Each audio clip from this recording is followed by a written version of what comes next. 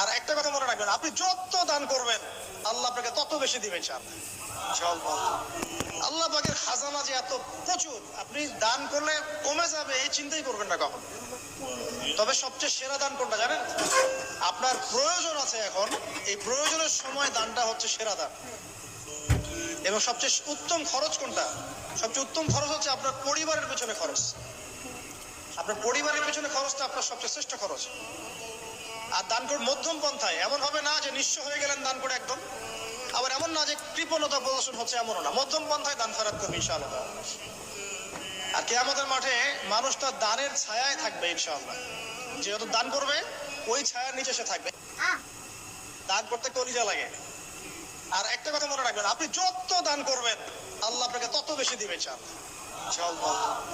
আল্লাহ পাকের খাজানা যে এত প্রচুর, আপনি দান করলে কমে যাবে এই চিন্তাই করবেন না।